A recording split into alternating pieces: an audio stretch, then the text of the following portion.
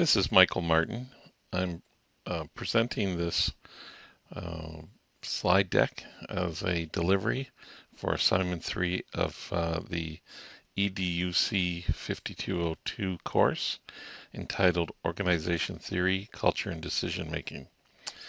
This presentation is based on the modernism approach, and it blends the academic, theoretical, with the practical business side of things. So some slides are inserted only to help tell the story and paint the picture in a more accurate way, as opposed to addressing the theoretical framework only in this presentation. So I hope it works. So in this slide, what we see is the executive summary. And I'm not going to read it because this is a fictitious company anyways. So it's, the details are not really worthy of discussion. But as part of the um, positivism, I can't say that word, but the positivism approach, we need to look for truth with the capital T. So we look for a valid conceptualization of the information and the theory that we're dealing with. And again, it's a modernism type approach. So when we look at that, we need to see some tangible items, some objective type of measurement. And one of the great realities of business is that business people don't read anything. They skim quickly, and they just often quite go to the executive summary and then finish at that point. So I include this in the business case so that it would meet that criteria. Within organizational theory, under the modernism approach, we really need to look for universal laws and methods and techniques that help to define the organization. In this approach, we look for structures and rules and standards and normal processes that we can that become tangible for us. So the very first question that needs to be asked before we can pursue any of these points or focus of our organizational theory is to ask the question, what problem will this organization solve? What's it here for? What's the raison d'etre? Why do we need this organization? So this slide attempts to do that and at the same time provide some basic understanding background as to what RF stands for, what it means. Radio frequency is the technical definition, but what does that all mean? And it's all about setting the stage so we can navigate through our rules and policies and processes. So now, just as a bit of a background, we're going to build this company. It's a system integration company. It's focused on radio frequency and radio frequency communication networks, which includes satellite, microwave, fiber optics, coaxial-based networks, and networks that use twisted pair like LAN WANs. And we're focused on where it's going to serve. And that market is Canada and our Canadian customers when they go globally.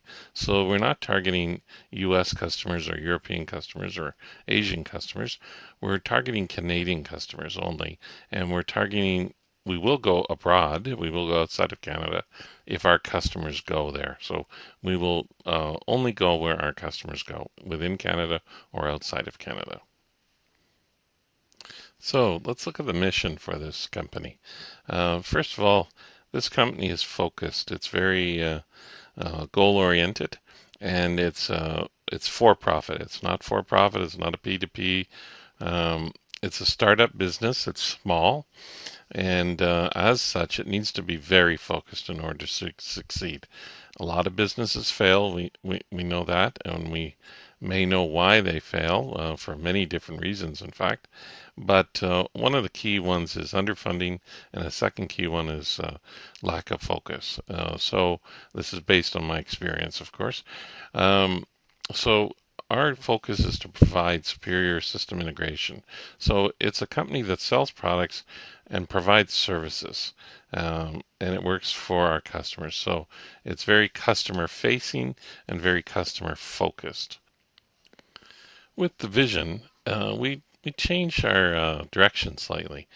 The vision here is not as sterile and uh, I'll say hard edge as the mission would be. It's more focused on fun, and it's focused on our staff, our customers, and our associates. Since this company is going to have staff and associates, it's a hybrid model of sorts. Still hierarchical, but a hybrid model. And the customers are in there as well. So one of the key things today is safety and security, and these are two different things. One, we want the staff to feel safe, that they have a good job, they're working for a good company, and it's sort of like pride of ownership, if you can say that about a product, but pride of where you work, um, and comfort and security so they can live their lives well. So it's very focused on the social and the feeling or the emotional part, a little bit of Maslow in there, I suppose. And the security is something that gets unfortunately is becoming more and more of a problem these days, and security means a lot of things. Secure from workplace harassment, secure if they work overtime and it's dark when they leave in the winter months, so that they're not going to be violated. Protecting their assets while they're on property, their cars in the parking lot, what have you, their women's purses or men's wallets, what have you, so they don't leave them at their desk and find they're gone later. It's it's got to be a workplace where there's trust involved, and and if all these things come together, if this vision is realized, then it will be a happy place to work, and that will get reflected in our dealings with the customers as well. So that's a very important vision statement, and it's critical to the company's success. When we look at the values for this company, the first thing we do is consider the people. Again, very social in nature. Second, we look at our clients. Again, social. But if we take care of our people well, then they'll take care of our clients. Um, we want to foster a team culture. Because this is system integration, we need to collaborate with our clients, our own people, as well as subcontractors. So it's really critical that we have a value stating team culture. One of the key points in my experience where problems happen is due to poor communication. So I put that in here to make sure that communications is very, very important, especially in a team culture and especially in system integration business. So it's all about collaboration, and you can only do that with sound communications. Next, of course, honesty and integrity, and you can't really have a business without these things. You won't survive. So we need to always strive towards the highest ethical standards, and then we'll earn trust and respect from all stakeholders, whether it be investors or our customers or our own staff. Excellence, of course. What we're going to do here as part of the mission of this company is to provide a system integration outsourcing service. So what we're competing against is, say, other companies that do this, which there are very few, but also the in-house teams, the staff employees that would normally do this. So we have to maintain a level of excellence equal or better than what the customers could do themselves. That's a very critical point as well. If we consider Daft for a second, he put forward in his book, the 10th edition of his book, that they're social companies, organizations are social entities. They're goal directed and designed and deliberately structured, coordinated activity systems, and linked to an external environment.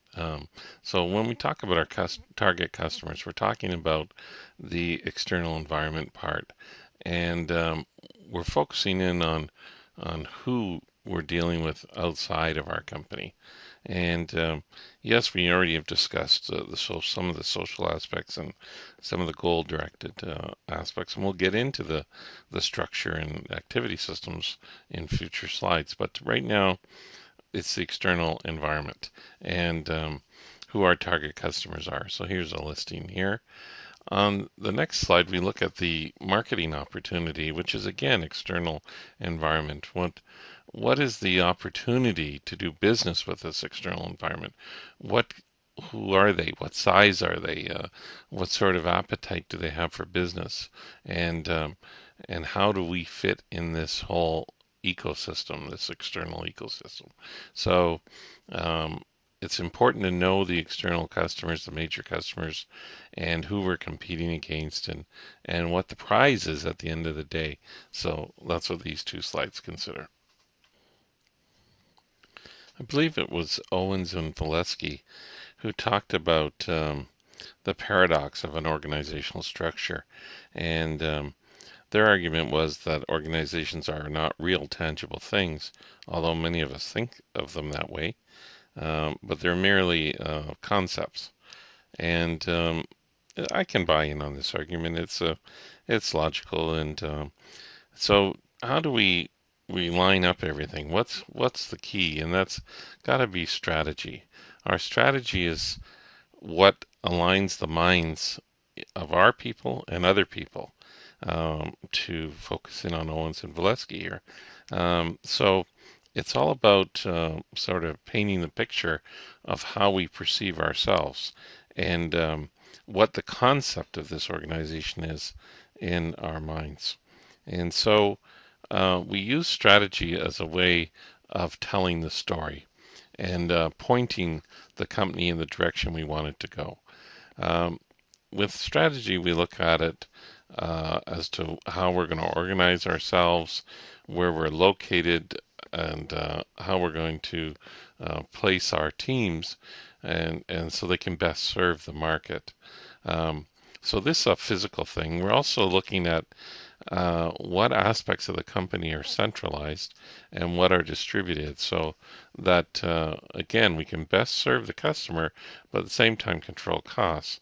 But in doing these strategic moves and positioning our resources in this way, it helps people to understand and know who, what, when, where, why we are, what's our strategy, and what are we trying to serve. And and how are we going to make our money in running this business? So I mentioned earlier that it's a blended model, and it's going to have several revenue streams, sales of products, but they're generally lower profit, providing professional services, lower revenue but a higher gross profit, and selling infrastructure items, again lower on the revenue but significant on the profit margin. And then subcontracting for services that we don't have or we need sporadically, so that we can offer a full package to our customers without employing everybody and having them sit idle. So our strategy really is critical to help shape the concepts in the minds of our own people and the external stakeholders like customers and future customers. The organizational model for a small startup company is rather unique. If you ask the question, is it a functional model or a divisional model? Is it geography focused? Is it matrix? Well, guess what? It's a combination of all of those. Uh, on the surface, it looks very functional, and it is. Small companies don't have the luxury of being clusters or being matrix, one things only. They have to be a combination, and they have to be very flexible and agile. So that's key. So they have both vertical and horizontal dimensions to them, but they're still pretty agile. They're pretty small and pretty flat, uh, uh, as to how they work. When we look at the staff counts, you can see that, even when we get up to full speed, we're still only running at 32 and a half FTEs. So the company itself is very lean. On the subcontractor side, we could easily double that number, but we wouldn't count them as full-time employees or FTEs. We would treat them as subcontractors, which is a different definition from an accounting point of view. So what we would do is simply look at our own staff counts and what do we need to manage our business. in order to do this and have this virtualized company that half of the workers are external to the company, we need to use technology. So technology does influence our model greatly, and it needs to be an open system, one that the subcontractors can access through web browsers and such, and it's all about managing the projects. So it needs to provide timely information and good communication. And at the same time, it needs to be flexible and run multiple projects simultaneously. Okay, so the next two slides, they really are here to complete the story. They don't really fit with any of the organizational theory that we were dealing with, or nothing to do with culture so much, but they are part of the decision-making process of the course. So we have to say who we are, what we do. So again, that might reflect back in our culture, I suppose, but I'll just highlight that here are some products as if a list. So I created this slide deck as if it was real, so I wanted to try and reflect that. But many of the academic things that we've learned in the course, they don't take the whole story of putting together a business case. There's elements missing, obviously, and the academic perspective is not actually the perspective that's used out in the real world. So I'm struggling because I'm so much of a real world guy that we have to put all these things together. So I'm struggling to try and balance between the academic and the practical. I'm showing the engineering and professional services slides here just to try and itemize or list off some of the things we do. And again, who we are, what we do, it's all part of the story, it's part of the strategy, it's part of the culture. It gets ingrained as a system integrator. We're a full service house. So, what I want to talk about now is leadership.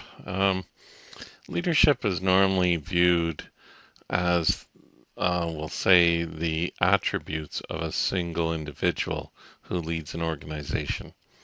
But in a small system integration company like this one, it's all about the leadership of the company to act, and the traits are identical to the traits that, say, Bennis described when he talked about leadership.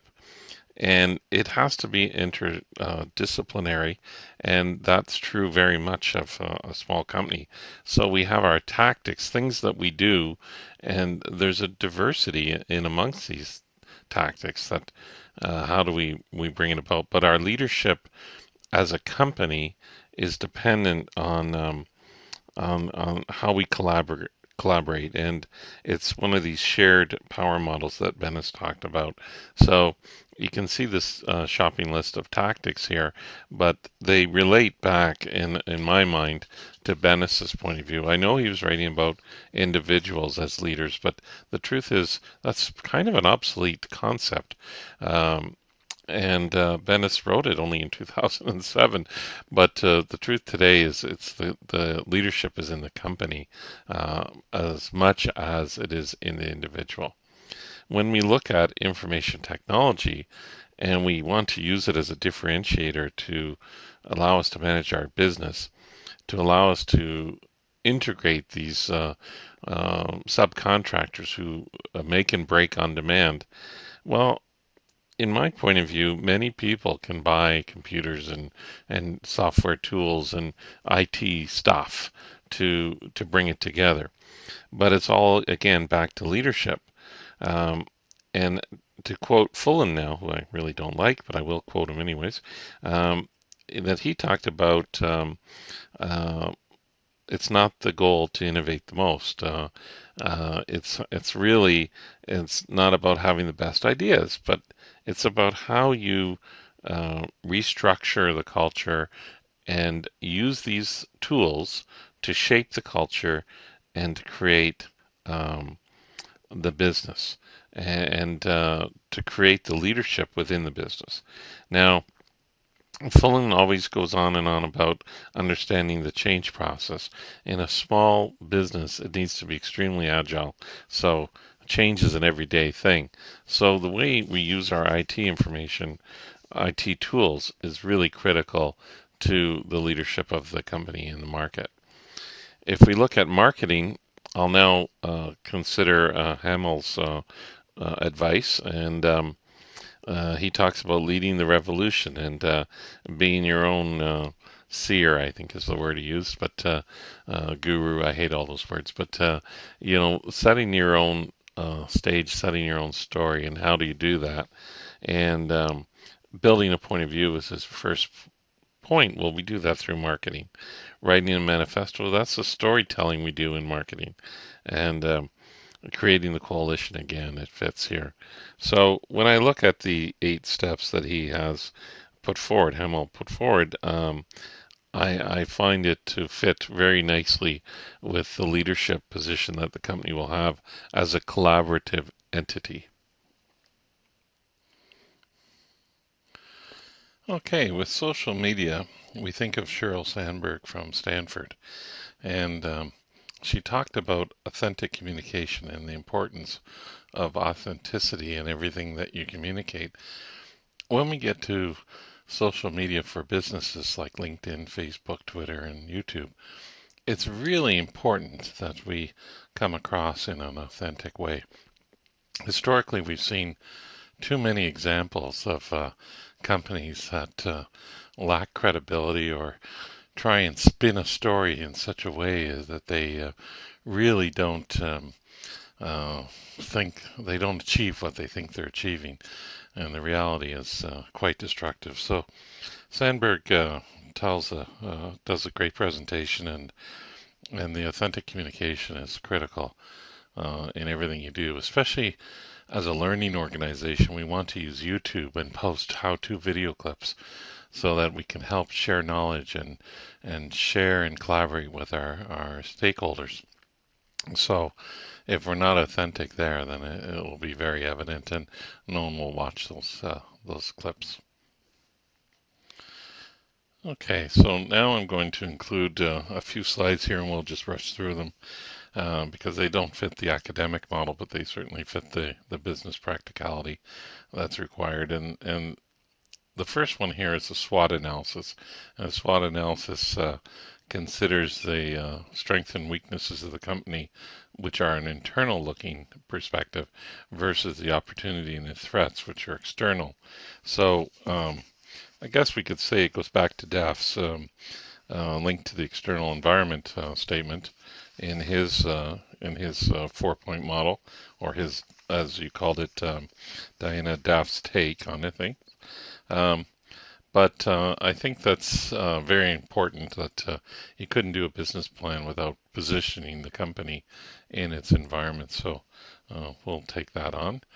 The next one is some financial elements and what sort of investment would we have to make, and what sort of return on investment. The company's for profit, so and I'll go back to the modernism type environment where we want to have our methods and techniques and organizational control, but we need structures, rules, and standardized procedures. And certainly under GAAP or IFRS accounting rules, we have very strict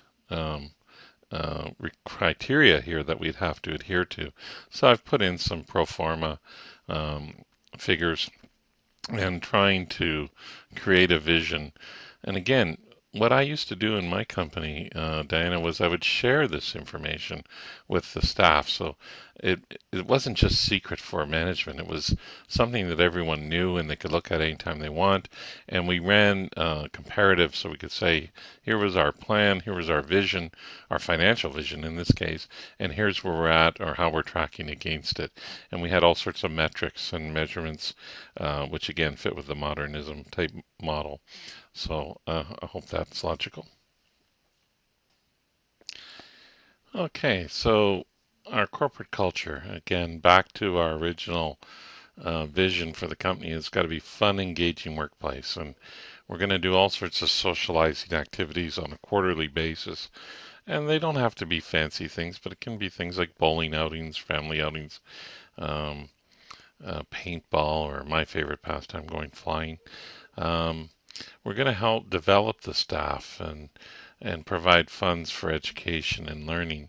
And it doesn't always need to be related to the company's own goals. It can be related to the employee's goals. So, um, it's very important to have them engaged and involved, not only in the company's life but in their own life. And so we would do training, participation organizations, and things like that. And Yano asked in his 2010 paper, why should we expect a 2020 organization to look any different from that of today? Um, and is it so different from a decade ago? I think that's a very profound question he's put forward. And I would say yes, it's different today from before and in the future based on the level of culture and engagement. 10 years ago, corporate culture was just a sidebar note, was hardly even relevant. Today, it's very important. In the future, it's going to be really critical. When I look to human resources, we get Getha Taylor. I don't know if I'm pronouncing that. Geta Taylor, hyphenated name. And that person described human resources as being a critical component, and I agree. Um, so we look at human resources as more than just hiring and firing. It's a whole package. And in a small company, you have to do more than in a big company because the employees can tend to feel more at risk in a smaller company. So HR is very, very key to success.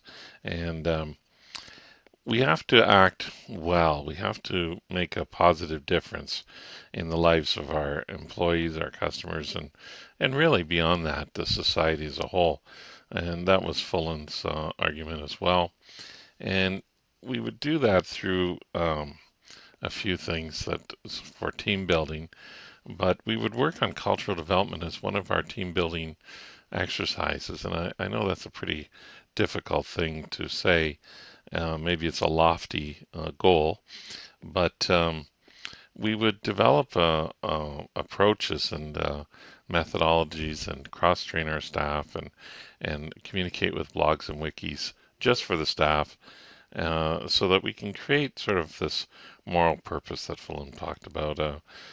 I struggle with that one, but at any rate, I accept that it's important, and I don't know that I've wrapped my mind around it yet, Diana. So um, it'd be very difficult for me to defend it too well.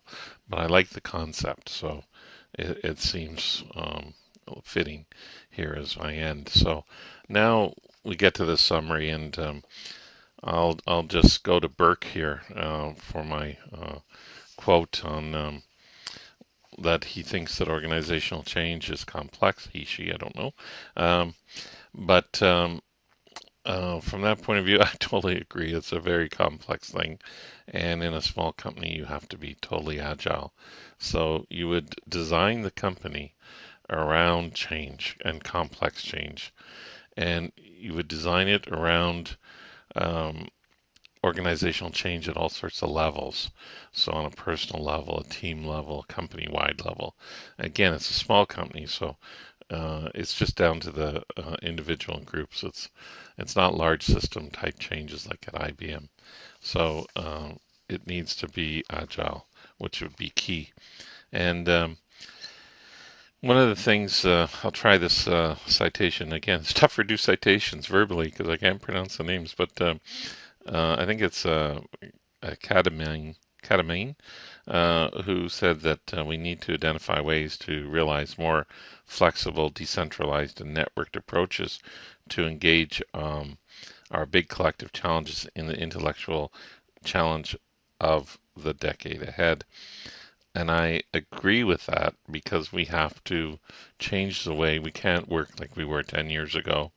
Um, we need to become much more decentralized, much flatter, and much more internetworked. And so leveraging the best IT tools and um, working on a decentralized level separates employees. They don't get to be able to work in one office or cluster together. So creating a culture, a common shared culture over distance is tough, and that requires other tools like video conferencing and telephone bridges and gathering, face-to-face gatherings, so that we can have expectations and respect the realities of the geography of this country. Anyways, I hope that is useful. I hope that meets the criteria that you were looking for. I want to thank you very much for the course, the two courses I had from you. I enjoyed them immensely and had a fun time. I hope I didn't disturb too much with my jokes and wisecracks because that's the way I am. It's what I like to do. I like to have fun. So it's really, it was good of you to allow me that freedom, and I enjoyed it. So I don't know what else you can say other than that it was fun learning. So that's a great outcome for me. Thanks, Diana. Have a great day.